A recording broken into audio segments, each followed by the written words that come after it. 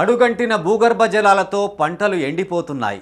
1000 ఫీట్ల మేరకు బోరు వేసినా చుక్క నీరు లేకపోవడంతో అన్నదాతలు తలలు పట్టుకుంటున్నారు. అప్పు తెచ్చి మరి పెట్టుబడి పెడితే మధ్యలోనే పంటలు ఎండిపోవడంతో కన్నీరు మున్నీరవుతున్న పరిస్థితి. ప్రభుత్వం పంటలకు సాగునీరు అందించి తమను ఆదుకోవాలని రైతులు కోరుతున్నారు. రాజన్న సిరిసిల్ల జిల్లా ముస్తాబాద్ మండలంలోని గన్నెవారిపల్లి, నరసింహల తండా, సేవాలాల్ తండా, మామిళ్లపల్లి గ్రామాల్లోని వందలాది ఎకరాల్లోని పంట పొలాలు ఎండిపోతున్నాయి.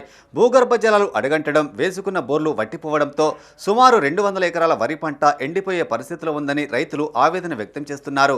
గత ప్రభుత్వంలో మల్లన్న సాగర్ కాల్వ ద్వారా నక్కవాగులోకి నీరు విడుదల చేశారని గుర్తు చేశారు.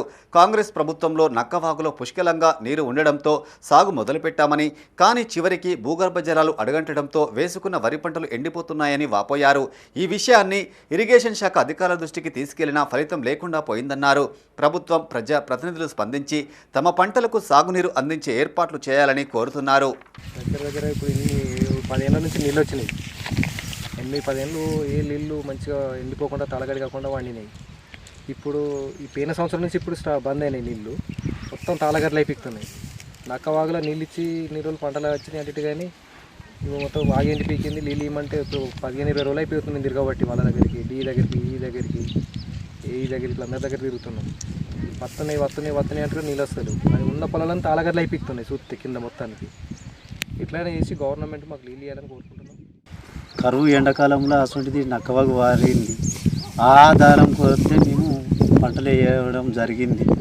ఇప్పుడు నీళ్ళు ఇవ్వమని పోతే మేము రైతులమంతా మమ్మలను ఎవరు పట్టించుకునే అనాథులు లేరు.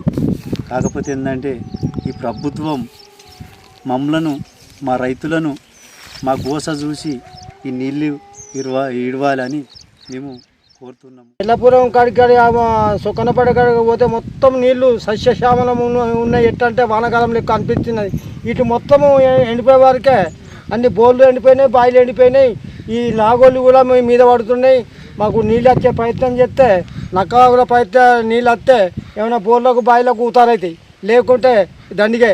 ఇక ఒక్కొక్కరు లాగోళ్ళు లక్షలు లాగోడు పెట్టి అప్పులు తీసుకొచ్చి కొప్పులు పెట్టినాం. కాబట్టి అందుగురించే ఇప్పుడు నీళ్ళు ఇస్తేనే ఏమైనా బతాం, లేకుంటే గూటం కొరుకుతాం, చచ్చిపోతాం. అంత మందు దాగి చచ్చిపోతారు. అప్పులు తీసుకొచ్చి అప్పులు ఇచ్చిన వాళ్ళు ఊరుకుంటారా?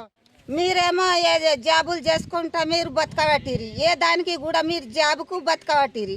మేము ఎల్లకాలం మేము కట్టం చేయబడుతుంది.